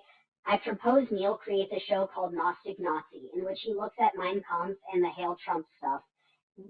The fucks with Spencer and the rest of Reza's associates are into. Reza would be the guest. And I joined for the last 30 minutes to introduce everyone to Promethea, the Aryan queen of the right, the Nazis of the 30s were attempting to reestablish as Aryan followers of the Black Wolf, the Dark Star stuff, prime Aryan mysticism. So like I don't know if he's like, if this is all just like a wink and a nod, like, oh, he's just trying to poke fun at Giorgiani. But then he goes on, I spoke at a Nazi monastery once about Aryans and Etruscan cult. They follow Pope Pius, and their bishops aren't recognized by the Vatican. They're into mysticism for a reason. It was a great audience. He thinks that a Nazi monastery was a great audience, and he got a nice coffee table book out of it. very polite, and their Nazi eyes just lit up, or I'll read it exactly how he says it. Their Nazi eyes light up when you give them the goodies and the runes. Reza talks the talk and walks the walk, but he could be hitting the final solution out of the park if he had his group together. He's reaching for it, though. Notice this. He's saying that Reza could hit his final solution out of the park if he had his Greek together. Like, he's not, it's like, it's close enough to where he's saying, like, oh, it's like, if only he had it together, like, almost like he could help, but at the same time, he's not saying that. I think it would be a stretch to say that, but it's the type of thing where it's like, why would you say that? Like, it just feels weird talking about, like, oh, he could do this if only. He'd be able to kill all these people if only. It's not normal to say that. But, again, it could be that I've been looking at these emails for a while, and so maybe I'm seeing more than is there. But, next. Alright. So I responded, have you talked to Neil about this? And, yeah, this is the same email. It's just so you can see the full thing. So, have you talked to Neil about this? It's definitely concerning to give him a platform, and I personally had never heard of this guy prior to this. Also, do you have a way that we can communicate back and forth, perhaps, a bit more casually than email? Because it's really easy for me to miss emails in a way that I don't miss direct messages and text. We should set up a Zoom meeting sometime because it's much easier for me to talk with audio-visual. So then he said, sure, I teach most of the day, but I Zoom when I've got free time during the week. We should Zoom sometime this week. I'll give Neil a hard time. I really don't think he knows what sort of degenerate this guy is. To which I draw the parallel. I don't think anybody realized what type of degenerate Ammon was at the time. And it'll all become more clear. And given all the stuff that I'm going to talk about, he's made very apparent and has talked about it in the months and years since throughout his YouTube channel. It's like you literally don't have to believe the stuff I'm going to say after, but because he said it himself, but it's also in the text. So next, and things will start to really get clear, like how I'm connecting this all together. So this was my text with him after. Also, for context, because I don't want anyone to try to think that this is like, oh, I have an issue with Almond, so I put a snake emoji by him. No, it's because snakes are, like the symbol of alchemy, and there's no negative symbolism to the snake in that. I don't view snakes as bad animals, so I just wanted to clear that up. But yeah, especially the connection with the venom. So, hey Almon, Neil gave me your number. I ended up remembering that there was this one line in the Talmud that was being used by anti-Semites to try and make Judaism look like a sex cult. And I forget exactly what. This was a reference to like if you're at the altar and you're raising up the teruma, which is like it's a type of offering or whatever, and you feel yourself about to release seed, you're supposed to you're supposed to grab your member so that like you don't. Basically, like this idea that if you grab it, you can stop it. It was like weird, but basically talking about how like I don't even remember what it was, but it was something that I probably didn't understand the context. So I shared it with him. He said, literally, grab your penis to stop the emission. Fantastic. What's making them so horny? So then I said, I have a feeling it was something to do with the drug-induced ecstasy. So then he said, if the priests feel a shiver, dudes may have been into the aphrodisiacs. So then I respond, this is so wild. The idea that there's a parallel between aiming your stream and the flood Yahweh sent on the world. I wonder if there is a similar imagery looking at creation as a seminal emission from God, similar to rain being urine. Basically, this idea usually says, like, I misinterpreted it again. I thought I was saying that if you, something like if you hold your member in order to aim the pea, then that's why God brought on the flood. I thought it was saying something about God aiming, like, and causing rain, but actually it was saying, no, the reason why the flood was brought on was because of onanism, if you know what that is, for those who know. So then he responded, implies God's waters are semen. That's pretty standard. Zeus the thunder sends his rain to the fertile earth. Good stuff. There's a classical link. I wonder if the flood itself is presented anywhere as semen. Wow, that's pretty specific. Amazing. So it's clear he says amazing a lot when he's impressed by something, which, like amazing or fantastic, which, so I don't know if he's like impressed by what I was showing him about these groups or whether, so like, there's so many reasons he could say amazing. I just want to clarify that. I'm not saying that for sure he has these thoughts about us, because nobody can know what someone else thinks. We can only know what we say. Alright, next. The flood is explained as almost a mirroring of man's actions through Yahweh. Essentially, he's like, oh, you guys think you're going to J off and all is well? I'm going to J off and it's not going to be fun for any of you because you're going to be drowning in mine. That was my commentary. Holy crap, this is so wild. It almost seems like the fear over similarity by mistaking genital deformation or self-mutilation is maybe due to the Kybalic and Astartide practices that venerated castration. You're going to love this next part I found. That's a clear reference to Asherah worship. Holy crap, this is saying that the child sacrifice in the Bible is semen emission, not omission, emission. Because they believe that children were pre-existent in semen and just needed a womb to grow in. Any emission or sacrificial use of semen or the seed of the woman is viewed as murderous. I just blew my own mind by reading about God blowing his load. So then he responds, child sacrifice and semen emission are conjoined by drugs on the Greek side. We drink the drug seed, Saturnian mystery. So you could say he's not actually like into this ritual, but like he's talking about, we do it. And I mean, again, I don't think there's anything inherently wrong as long as everybody's consenting and everything, but like the stuff that he implies, it gets concerning. So I respond, I'm not so sure that telling conservative Christians that the child sacrificing Israelites were actually just semen suckers will do anything to combat anti-Semitism, but maybe if it can be shown that these practices were universal. Then he said, agreed, but it's all worth it if it allows us to elucidate the history. So this is where things get really sinister, I think. I said, is there any pharmacological basis for using such fluids, or does it have to do with the fusion of sexual energy and its produce with the active ingredients in the said concoction? Like, the only mechanism I can really try and land on is the potential presence of endorphins and hormones within the emissions, but it seems like at the most base level, it is being used as a base for the active ingredients.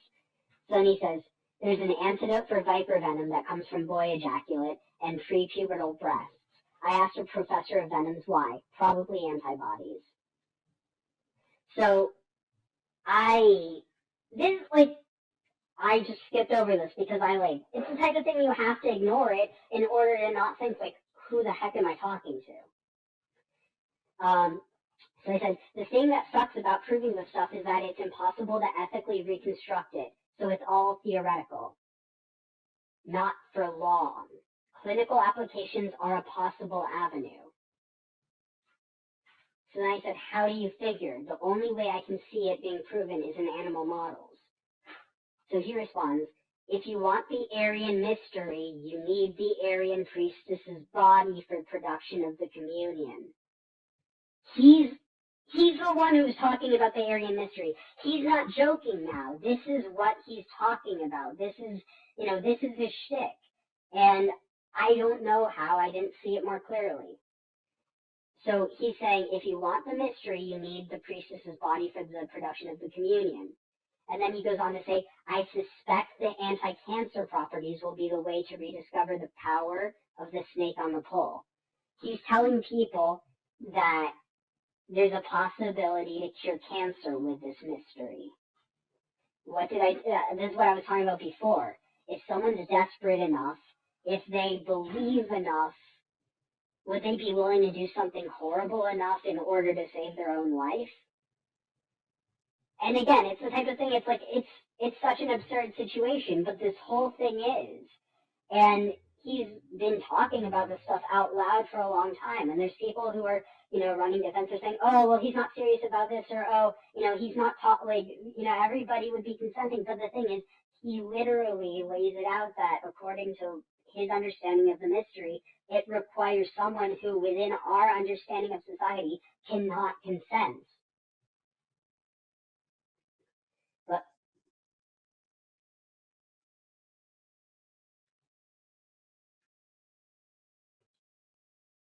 So his whole shtick is that it requires someone who is pre-pubertal.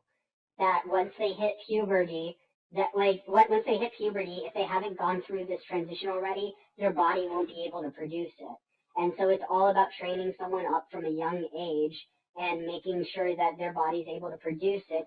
But the thing is that there's two levels of this. There's the issue of medical consent, which children wouldn't be able to give, and something like this, there wouldn't be a medical reason for it. Like, but on top of that, there's the side to this that, like, the mystery is sexual. You can't separate the medical from the sexual. Is his whole claim, which is simply because, like, sexuality in the Greek world was very different than now, and there's a lot of overlap.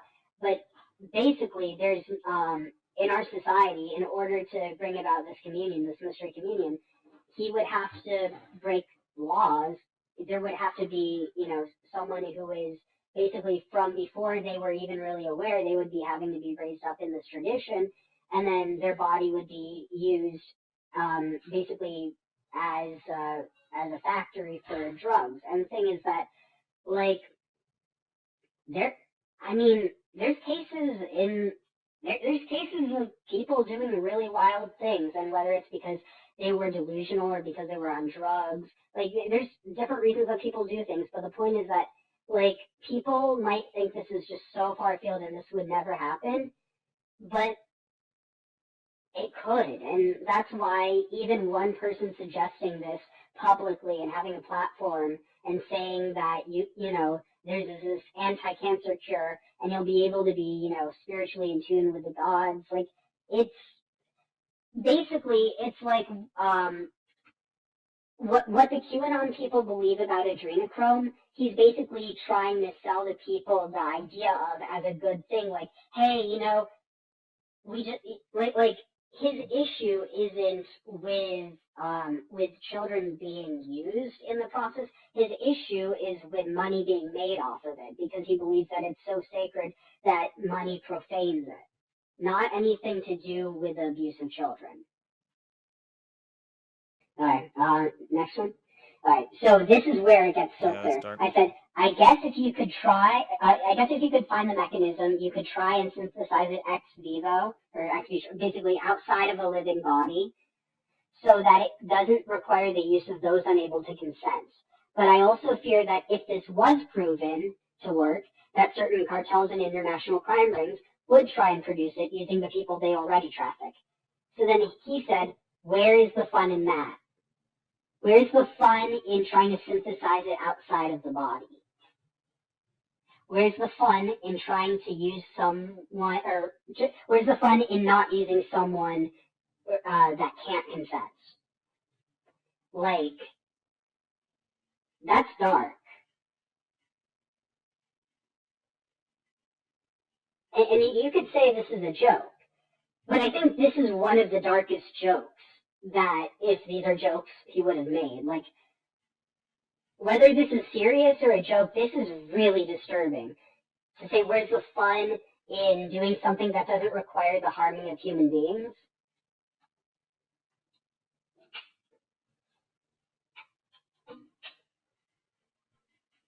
I mean, I don't know if it's just me, but like that just really, when I saw it this time, that it had a whole different significance to me than when I initially saw it. I'd probably just read over it initially when we were texting, and then I looked back over it and I'm like, wow.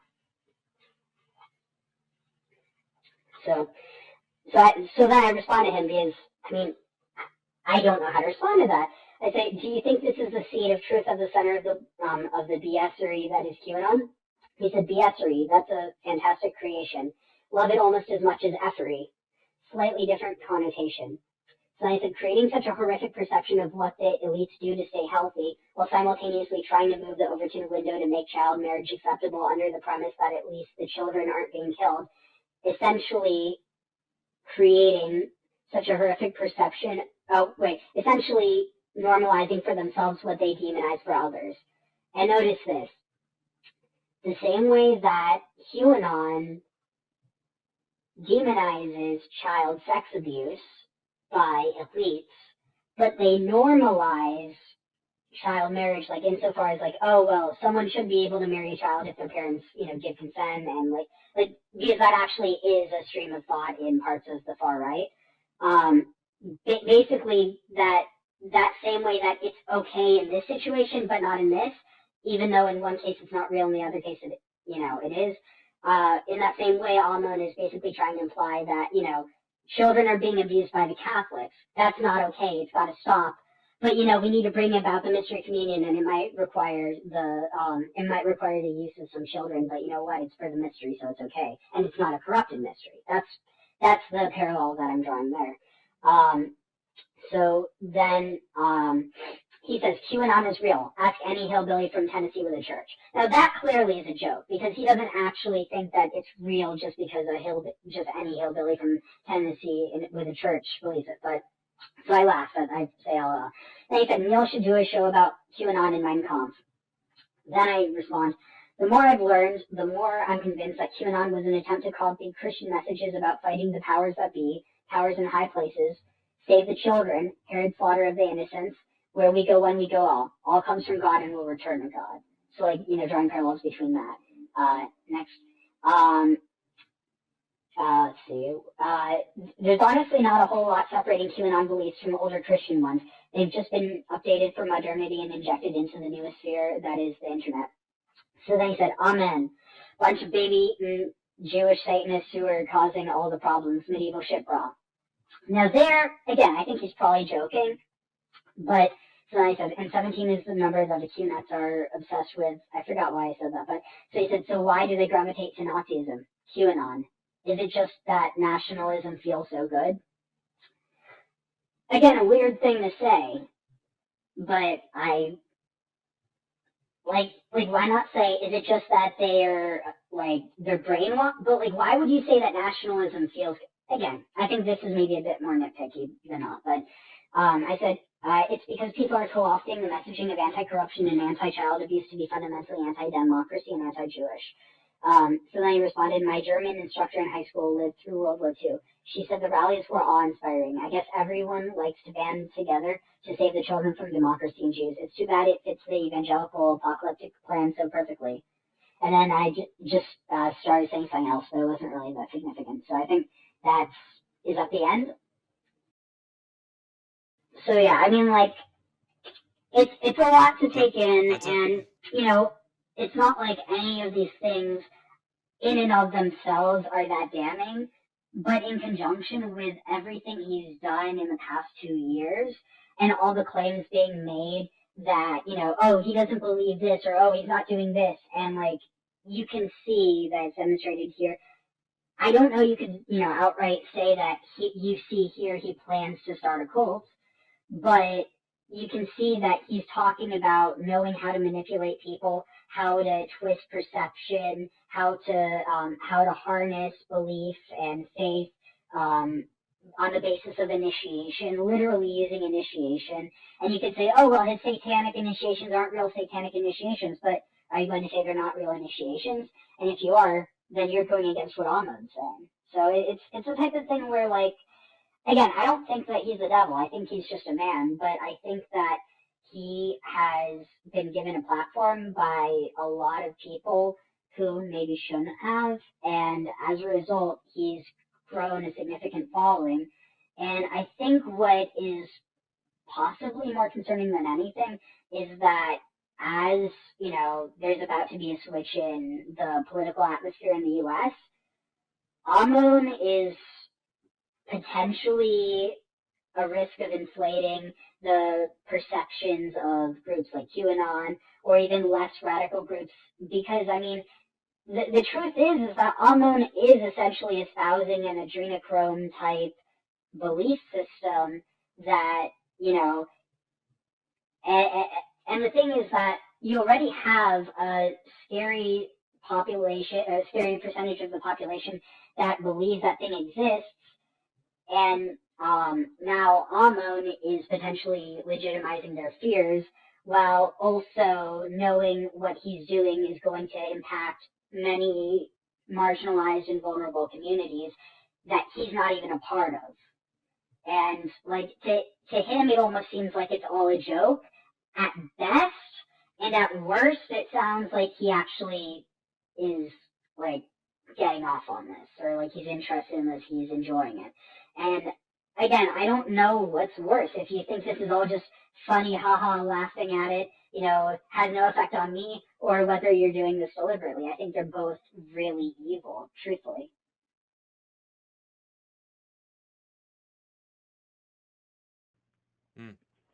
Yeah, careless at best. So, um, yeah.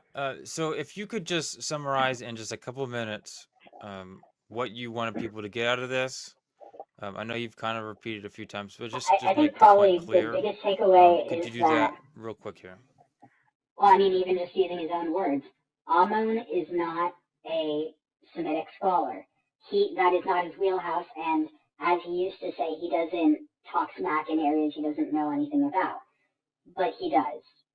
Right, well, he does talk smack in areas that he doesn't know anything about. And that doesn't mean that he doesn't know anything about Greek. It doesn't mean that he doesn't know anything about classics. It doesn't mean he doesn't know anything about, medicine or magic or, mysticism in the ancient world. I think he knows a lot about all those things.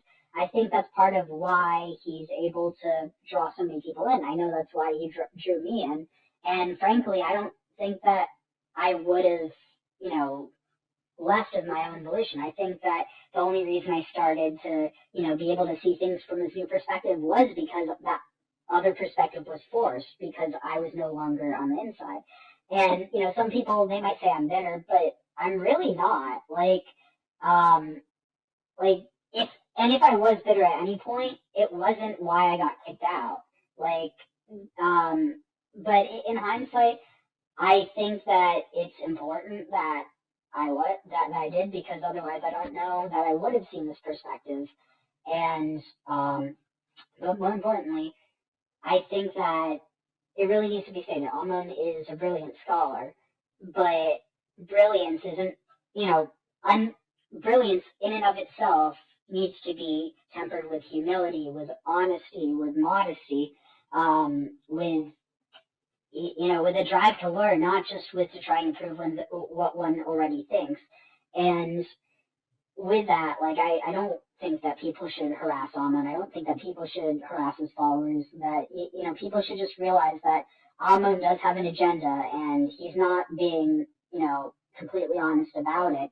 And honestly, maybe he is, and maybe it's simply the people who are following him who want to make excuses in order to justify their ability to continue to listen to him without being disgusted. Like, oh, this is just a joke, or he's just trying to rile the Christians up. He's using it as a buffer to keep people who aren't ready to hear the message away. Like, there's all these different things that they could say to themselves about it.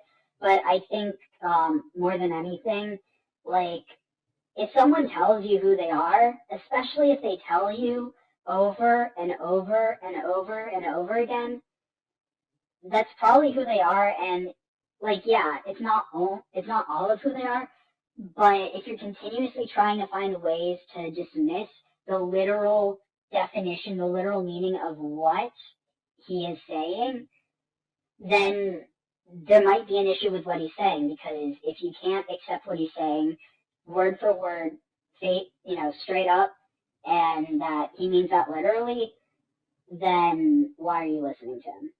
Or I'm going to phrase that bad. But the point is that, I don't think there's anything inherently wrong with listening to him. I just think it's important that people realize where he's coming from, and that, he does know how to manipulate people, how to work cult-like mechanisms, and to basically to change people's perceptions, or rather to work on their perceptions and to feed their perceptions to suit whatever narrative he needs.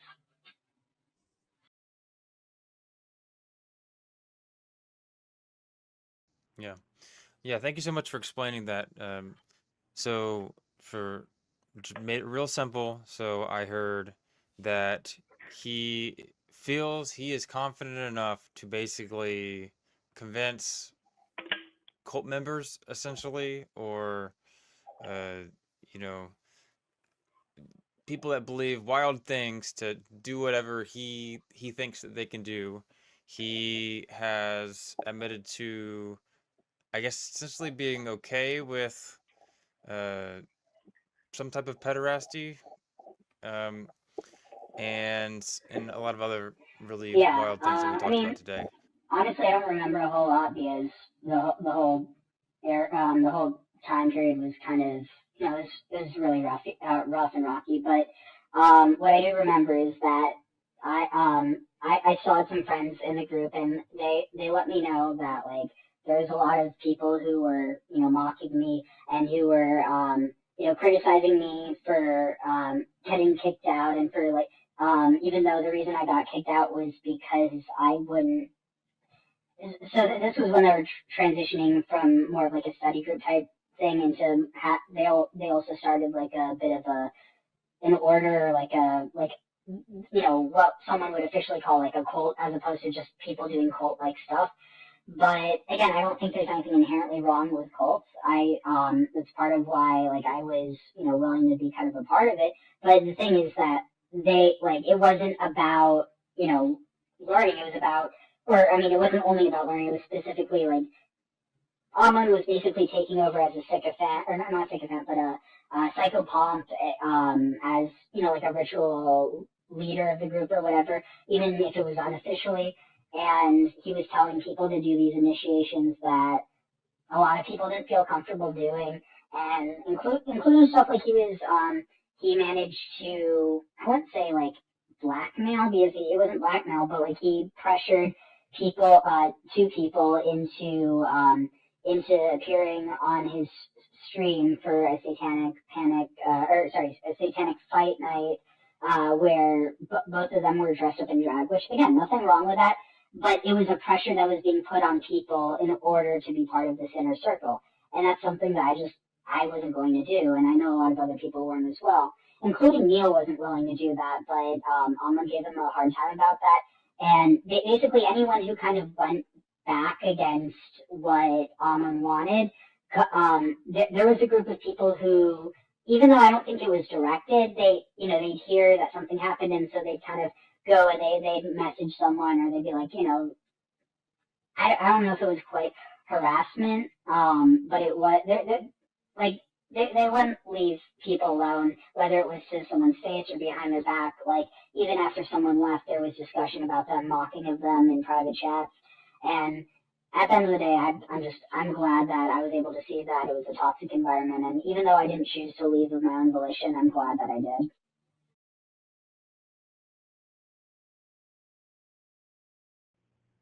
Yeah. Thank you so much for opening up. I'm sure So much. difficult to talk about this, considering all you've gone through. Yeah, um, and of course, if you are listening, and if you have experienced some of the things that Enoch's been through, and if you have noticed some of the types of things, please share your thoughts. But I do want to thank you for coming on here and giving more information into the stuff that is doing. But thank you so much, and to my fans and followers, make sure you like and subscribe, and follow up for more on Ammon. Check out our playlist that'll be in the description. But otherwise, I hope you guys have a good one.